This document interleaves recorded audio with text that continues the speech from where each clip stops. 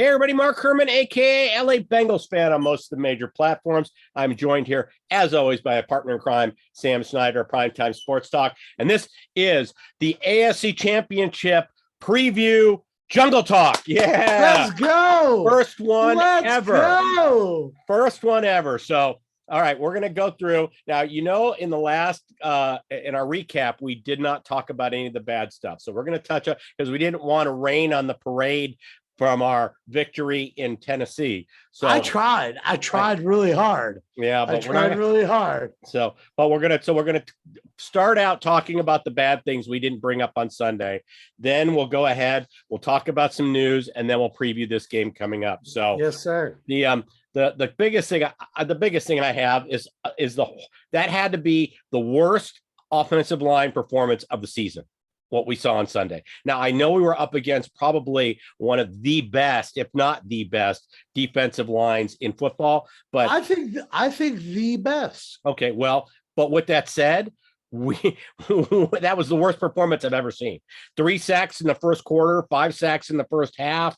I mean, Burrow running for his life. I mean, it was just, like I said, first time ever. The most sacks ever given up for a playoff win was 8 by Donovan McNabb, got sacked 8 times, ironically under Andy Reid, and he won the game. That's now erased from the record books because we now have 9 and we won the game. So, but that by far was the worst part.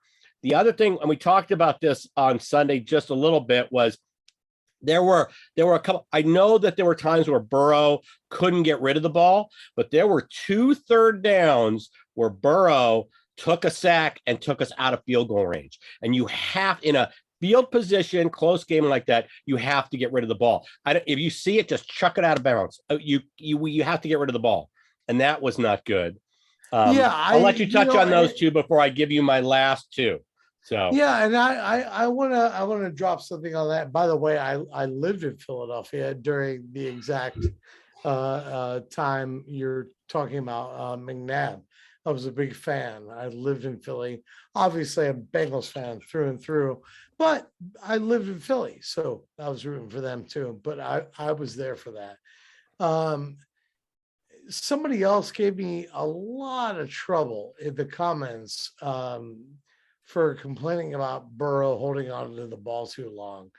And he was like, well, what do you want him to do? Throw an interception? And I'm like, do you understand the quarterback position? Because there are other ways you could, throw the ball at somebody's feet. You could chuck the ball out of bounds. You could roll out. He was rolling out a lot, trying to, and chuck the ball out of bounds. But it's the Burrow it's the Joey that we all know and like. You know what I mean? We love that. We love the fact that he always thinks the play's not dead and he's going to go down the field. And that's exciting. And I think that's thrilling that we have that kind of guy where we put that trust in him. But it doesn't stop us from asking whether or not he should chuck the ball out of bounds. He should have numerous times. And that was the thing I said about or talked about in the last video. And I wish he did a little bit more. But I'm with everybody out there in that, I have trust in Joe Burrow. Those are things that he's going to learn. He's going to figure out as he goes along. Well, my biggest thing is I talk all the time about situational football. When it's third down and you're in field goal range, you cannot you can do anything except turn the ball over, take a sack. And not only did we take a sack, he, in attempting to get away from the sack, added another 5 yards to the loss, to where we hands down had to punt the ball. We would have had at least 1, if not 2 more Evan or Money Mac field goal attempts if we hadn't taken those. So that was my biggest problem with those. The other 2 things I want to talk about. You can't compromise points. That's the quarterback's job. You cannot compromise points. If you can't put points on the board, you also cannot compromise points. Right. So you can't take that sack that takes you out of field goal range. We've seen it. God, we've seen it in the playoffs. Playoffs. Okay, so the other two things I want to talk about. A lot. The other two things I want to talk about. The last 13 seconds of the first half, we got the ball back with an opportunity to at least maybe make a strike to get Evan a field goal attempt. And I just thought that was completely mismanaged. So I didn't like that. And then the last thing, and I wrote this down, and I was determined to get this in. We ran a reverse where we asked Burrow to be the lead blocker. And I watched it, and Burrow half-heartedly kind of looked like he was going to do it and then pulled himself out of the play. And we ended up taking a loss on the play. But I don't ever want to see a play run where we're asking Burrow to be the lead blocker. Take that play, restructure it, have a different person, have a tight end pulling and leading the way. Do not run that play again. I don't ever want to see that play again. So that was something that I had in bold on my sheet because I watched that. And I said, I don't ever want to see that play run again. Well, and this is a week removed from a 4th and 1 where we had a nasty, it wasn't quite a reverse. It was a wide receiver crossing pattern where Jamar came over and took a handoff. And I mean, for all intents and purposes, it was a reverse, even though it did not exchange hands twice. That was a phenomenal play, and it probably won us the game against the Raiders. But I agree with you. Yeah. I understand. Joe is probably in Zach's ears like, yeah, let me block. Let me block. No. Let me block. I don't care what he's in. I don't care what he's saying. Zach's job is to say no, you're not ever gonna. Could you imagine if he got hurt? If he got hurt, Zach Taylor would be like on the spigot right now, like roasting over a fire. Well, as soon as I saw that play and I saw Burrow, and I said, please don't lower your head and try to low a block. And then he kind of just pulled himself out of the play. We took like a 2 or 3 yard loss on it. It was a failed play. And I thought, I don't ever want to see us even putting him in a position where somebody can come take a cheap shot. So yeah, well, that's the idea when you have a franchise quarterback. The Colts didn't run Peyton Manning out there for an extra block. The Patriots never did it. I mean, with Tom Brady. Now, maybe those guys went out there and did it, but it was not a design play. No. Drew Brees was never designed to go out there and like cut a right tackle, on an off-guard play. Those things just generally don't happen because you got to protect the franchise. That's the reason he's Joey franchise. Yep. You got to protect your main dude. So, all right. So with that, that's all I had on the bad. I also had P. Ryan about changing momentum, but I know he didn't purposely do that, but that play seriously changed the momentum of that game. Because we were about to put it away a lot earlier. I know. So, all right. So let's get in now. I have 2 pieces of news. The first one was the Cam Sample didn't practice. He's still dealing with the groin injury. Other than that, everybody else looks okay. Stanley Morgan, Tupu are limited practice. Everybody else is full practice. So that's on the Bengals side. And I tweeted out an article. You can check my Twitter feed that talked about Evan McPherson, but the article talked about how the team maneuvered around. We went into the draft saying, okay, we're going to take Jamar Chase 1, but we were absolutely determined to grab 2 offensive linemen and 3 defensive players, primarily linebackers, with the next 5 picks. So that means that when the 5th round comes along, we aren't going to draft Evan McPherson. We're going to be following suit, which is taking one of those 5 players. But by trading back on Carmen, they picked up the extra pick. So they were able to meet their criteria, which is the 2 offensive linemen and the 3 linebackers, and then pick up Evan McPherson. And Duke Tobin, I didn't know this, but Duke Tobin's father was part of the Chicago Bears teams of the 80s, and they drafted Kevin Butler in the 4th round. He was part of that 85 Bears Super Bowl team. So he was kind of channeling his father in that, understanding that it's not a bad thing to draft a kicker. Here the Bears had drafted a kicker. Kevin Butler was one of their most solid kickers. So it was just kind of an interesting. I had no idea that Duke Tobin's father was even in football. So that was news to me. That's on my Twitter feed if you want to read it. So I think it's funny, and that's a great story. I love that story. I don't know that the correlation is really there. I mean, obviously, this is sports, so we're always going to create some sort of correlation that might not be there, or it might be. Who knows? I prefer to think that it is, like you say. But what I also what that brought to me is, I've been thinking about doing before our game this Sunday. I've been thinking about writing an article about the Bengals, and I wrote, because I think it's long overdue, even though a lot of people are doing it. I asked a bunch of friends of mine, and I gave them like 4 subjects. One of those subjects was Zach Taylor and Duke Tobin have bucked the trend for Cincinnati. And it doesn't mean that we drafted in spite of them, but it means that we're drafting really smart. We've done very well on drafts. Marvin Lewis did very, very well in drafts, and I give him all the credit in the world. And a lot of it was Duke Tobin being there. But I think since Taylor came in, and he clearly wanted to build the team his way, and Tobin obviously got right on board, this is a great example. I think McPherson is a great example. Yes, like you said, we made that trade that gave us that extra pick, and damn it, what did we do with it?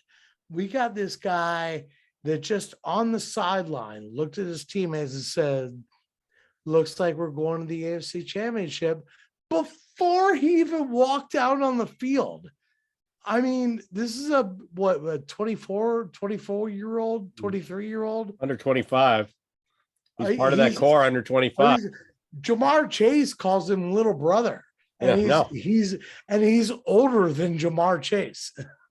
Well, and it also shows you Jamar Chase. Think about the relationship that Mike Vanderjagt had with Peyton Manning. And now think about the relationship and how hated he was, because I remember when he missed that kick of the playoffs and Peyton Manning wanted nothing to do with them because they had gone back and forth and they did not get along at all. And it was public and everybody knew it. And then I remember Peyton watching the ball miss it and going, he missed it. Like he wanted to go out there and take a swing at Vanderjagt. Kill him. He wanted to kill him. So it's so different to have McPherson, who actually personality-wise is more like Burrow than he is like, and that's why, Vinatieri was one of those kickers that was embraced by the team. They loved him because he was a tough guy. So, like I said, it's nice to have an Evan McPherson. And it was interesting to see how we were not going to deviate from that 5 players.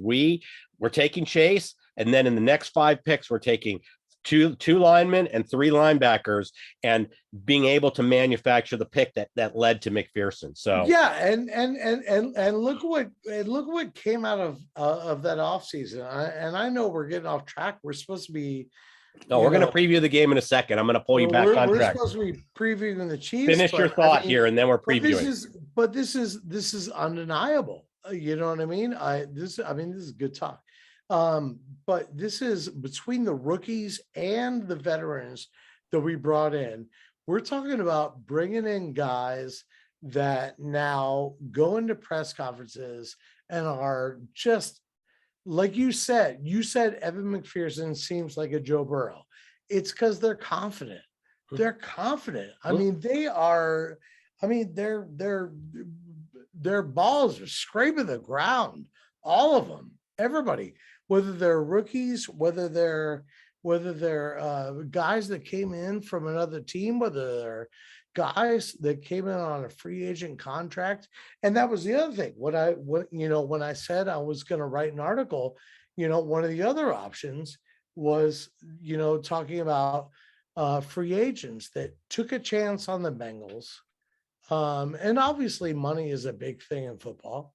all sports, but guys that took a chance, and good God, how handsomely rewarded are they being?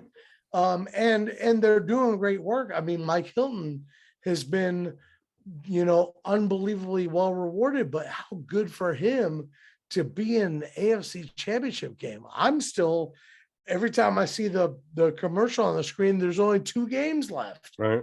You know what I mean? Mike Hilton, the AFC Championship, NFC Championship, and the Bengals are named there.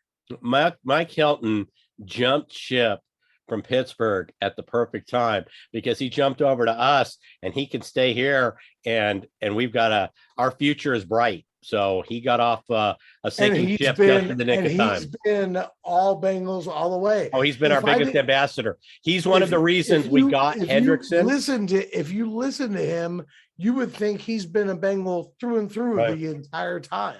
He's one of the reasons we got Hendrickson. He's one of the reasons why we got Riley Reif, because they all had that steak dinner, and he was saying, really pushing and being an ambassador for us and getting Reif, albeit it was only a 1-year contract, and we don't know if Reif's coming back, but he was one of the reasons why we did that. So, all right. I do think based on our performance, Reif will be more open to a hometown discount, giving us the best shot to resign him first. Yes, I agree. So let's get in. Let's preview this game. There's a game. There's a game. It's a big game. What kind of game? It's a championship game. The winner of this goes to the Super Bowl. So, Mark, can I interrupt you real quick? Sure. Hey, anybody that's watched this far, please hit the subscribe button. That's right. Hit that little notification bell. Leave a comment down below. Let us know what you think about this game before Mark and I give our predictions, so you're not swayed one way or the other. Yeah. Let us know what you think. Yeah. All right. Well, let's jump in. I've got some serious concerns going into this game. And I just have 4 of them down. The lightest one from the ones you had the first time we played this. Yes, they are different. So because we're asking this team, and I don't know that this is possible, we are asking this team to beat Andy Reid and Patrick Mahomes twice in 4 weeks. That's a tall order. Beating Andy Reid once is an accomplishment. Doing it twice in 4 weeks is going to be difficult. And the other things that bother me, this team, Jerick McKinnon has now emerged as a legitimate. I mean, who cares if Edwards-Helaire is there or not there? I mean, obviously he adds depth, but McKinnon has showed himself to be a very viable weapon. We basically have gifted Spagnuolo the Tennessee blueprint to how to screw with our right side of our line. They've got that footage now, and the Chiefs are healthy. So everybody, Tyrann Mathieu out of concussion protocol. He was full practice today. So like I said, those things bother me. But the biggest thing is, like I said, beating Andy Reid twice in 4 weeks. Mark.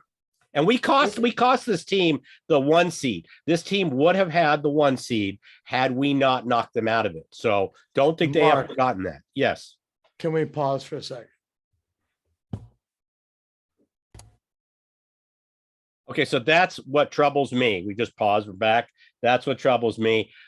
You have to remember something about Andy Reid. This is the 3rd time or the 4th time. It's the 4th time that the Chiefs have hosted the AFC Championship game. That's a huge accomplishment. Do you know who held the previous record for most consecutive hosting of an AFC Championship game? Buffalo?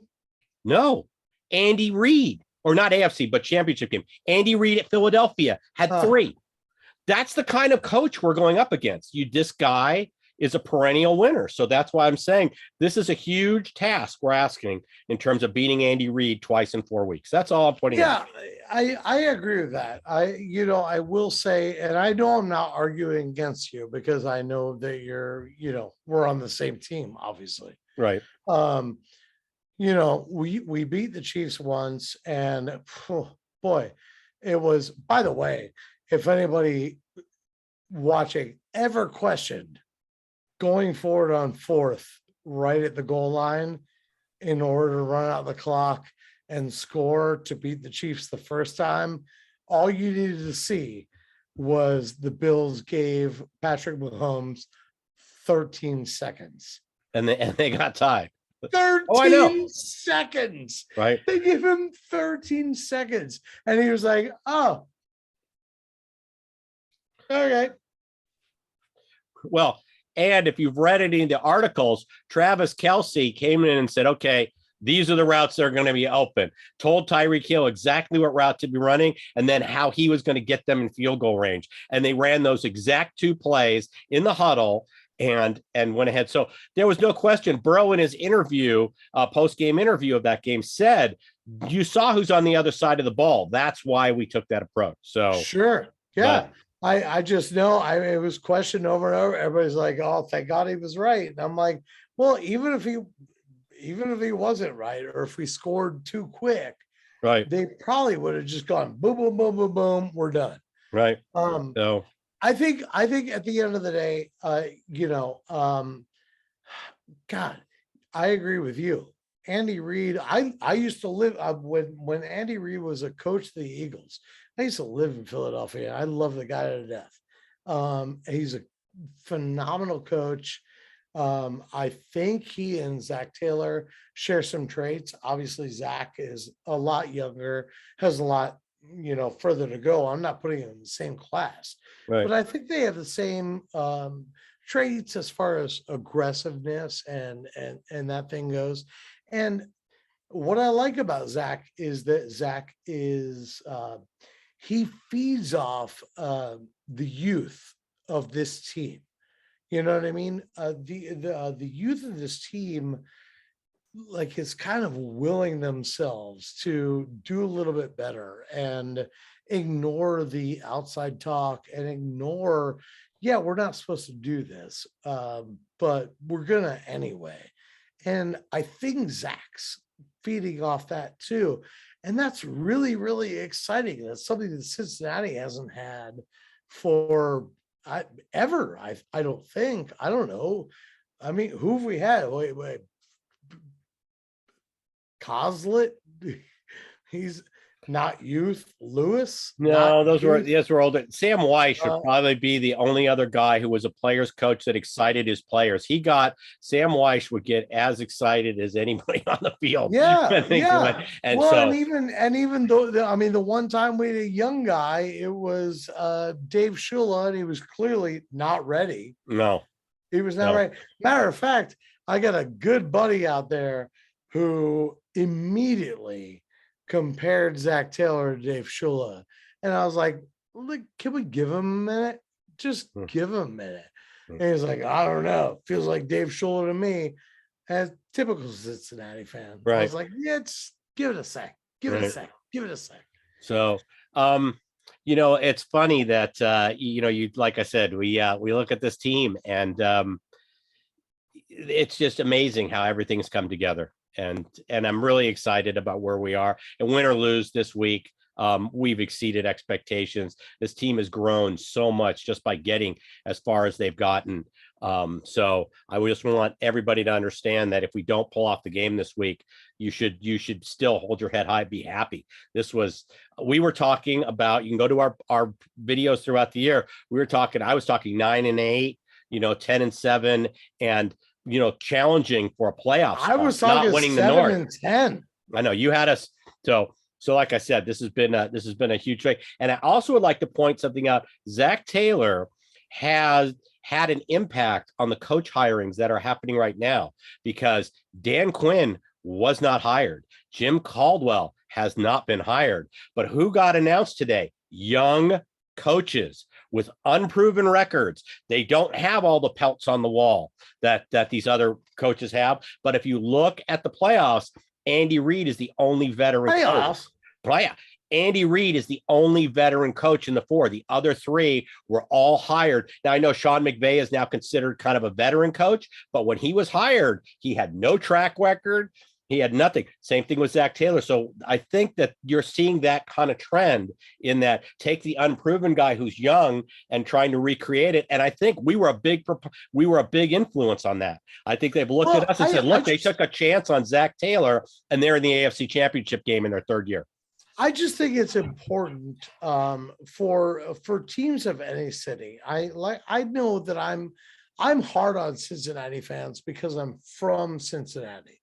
So I hold Cincinnati fans to a higher standard than I would, fans of many other teams, because I don't live in their city.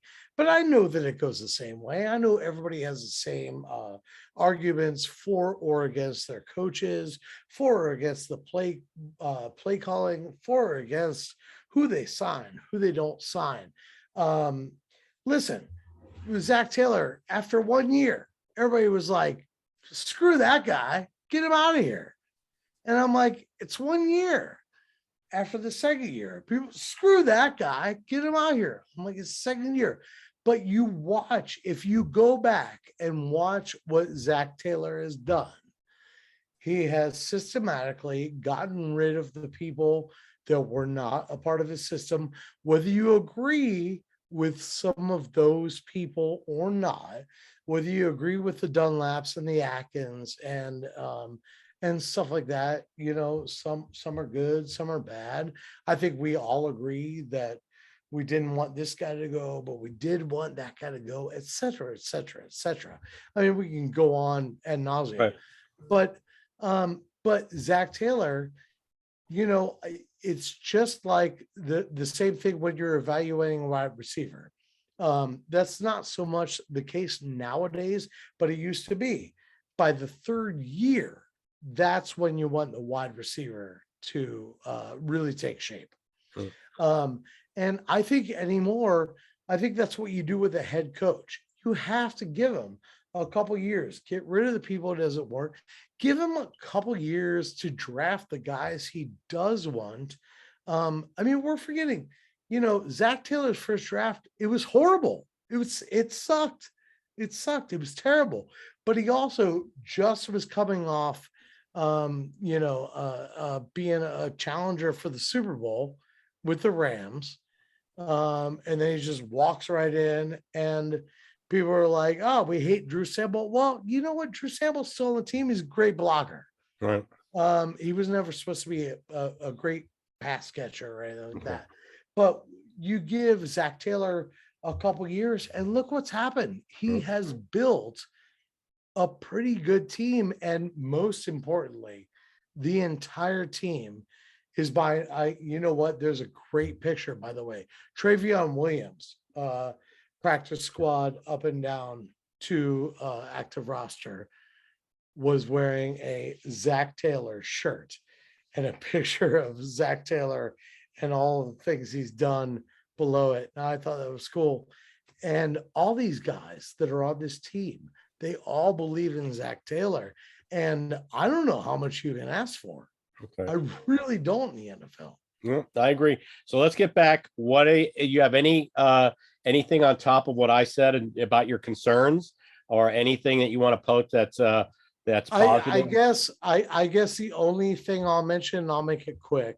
The only thing I'll mention is, I think in our first matchup with KC, we held Kelsey to, I thought it was 5 for 25. I read an article today, somebody said it was 7 for 25. I don't think it was. I think it was 5 catches for 25 yards. It's not going to happen again. I expect Kelsey to get 2 touchdowns in this game easily. I expect him to go over 100 yards easily. Well, we also kept Tyreek Hill in check, and I expect him to have a bigger game. We were able to do what we did last week in mitigating Derrick Henry and mitigating the big weapons. We were able to do that to the Chiefs the first time. I honestly don't think we're going to be able to do that this time. And like I said, and I think their defense, albeit their line is not as good as Tennessee's, I think they've got a good week of film to look at. And our white side, it's been exposed. We knew it all along, but it was grossly exposed last week, and I think they're going to be able to take advantage of that. So Yeah, in my opinion, I mean, if I was formulating a game plan, then clearly I am not an NFL coach. I don't know as much as the DCs in this league know. If it were me, I would put Awuzie on Byron Pringle. And then I would put Apple and a heavy safety presence on Tyreek Hill. The safety being the guy that makes sure that when he catches the ball, he doesn't get out of there. Right. You know what I mean? I hope Apple bests on the ball, but if he doesn't, I want a safety there to tackle him. And but Pringle has been having just an unbelievable stretch of games. Yeah, and so and Hardeman has also emerged. So I mean, like I said, all their weapons, and Jerick McKinnon is now showing that he's a viable replacement for Edwards-Helaire. So like I said, I'm very concerned about this. This is not the same team we faced before. They're healthier. They're more. The cupboard is more stocked, and you're talking about, like I said, beating them twice in 4 weeks. And it's Andy Reid. So I agree. I think you kind of get an idea where I'm going with my prediction. So let's just jump right in. I'll let you do yours first. Okay. Unless you want me to go first. I went first last time, and then you got mad because I had almost the same score as you. So I'll let you go. No, I didn't get mad. You said, hey, you took everything I was going to say. So I'll let you go. Unless you want me to go, I'm happy to go because I already know what I'm going to say. So I'll go first, and I will try not to talk your ear off. Although I did have another thing I was going to say. I do think we can stop McKinnon. I do think that we can stop the run. I think that's key. Anytime you stop one facet of the game, and CH, by the way, CH hasn't done anything yet, and I'm knocking on wood. It is wood. I'm knocking on wood, but CH hasn't done anything yet. I'm not scared of him. CH does not scare me. McKinnon does, because he catches the ball out of the backfield. We've always had a problem with that. I do think the key to this game, this time, if we're going to win, it's going to be the linebackers. Jermaine Pratt has played fantastically. He is my favorite Bengals player. Logan Wilson has played great, got himself another interception last week. He's played great. Those two guys are really, really key. I think we need Tupou to play. It doesn't mean that we're sunk if he could not. I do believe that the secondary can keep up with the receivers. I think Tyreek Hill with safeties over the top, we can just hold him to a 15 to 20 yard catch as opposed to burdening us for 50. And we shut down Pringle. We'll deal with Harmon as best we can. I'm going to homer this, Mark. I know you're not. I'm waiting to hear your score. I already know you're not going to homer this. I'm going to homer this because I'll tell you what, I haven't been homering much this whole season, but we're in the AFC Championship game. I'm watching commercials, and there's only 2 games that are going to be on television on Sunday, and I'll be damned. If I'm not a homer, who am I? I'm going to take Cincinnati 31, Kansas City Chiefs 27, and I do believe Joe Burrow is going to cement it with a touchdown at the end. All I right. think it's going to be 27-24, boom, touchdown, boom, over. Let's go. All right. Well, for that to happen, our tackling has to be stellar. That's right. We cannot. I mean, you watched the Bills supposedly have this great defense, and they couldn't tackle anybody. But then again, the Chiefs couldn't tackle any of the Bills either. But Matthew was out, and it changed their whole coverage. So, but I'm not saying that what you just said I'm not rooting for, but I'm going to be a realist. and I'm going to be the guy who's going to reign up. This is so we're switching. I know. Well, it is. Listen, I all season I've told you the way it is. I told you the one time I went opposite, even though I felt like we were going to win. I was hoping the reverse hex would help, but this is not that. I truly believe I don't see us beating the Chiefs twice in 4 weeks. I gave you all the reasons why. I think that this is as far as this team goes this year. I think we deal with the right side of our line in free agency and the draft. I think we beef up our linebackers in free agency and the draft, maybe at a corner. We deal with all that next year, and we are a top Super Bowl contender next year. And I think we get to the Super Bowl next year, obviously staying healthy. But I think this is kind of the end of the line. I think this is as far as this team goes. I have us actually, I had the same score. I had 32, I had 31-26. So it was almost an identical score, but I have it for the Chiefs. I think we score a late touchdown, make it close, go for the onside, don't get it. But it's that's just my feeling. I think that this is as far as this goes. And I want to be wrong. Prove me wrong. I want to be wrong. I would be remiss to not say that thus far in this season, Joe Burrow 3-0 on rematches. Oh, I understand that, but that was against Baltimore, Pittsburgh, and the Raiders. In Mahomes, you have somebody who is still football. I understand that, but in Mahomes, you have somebody who is as competitive as Joe Burrow.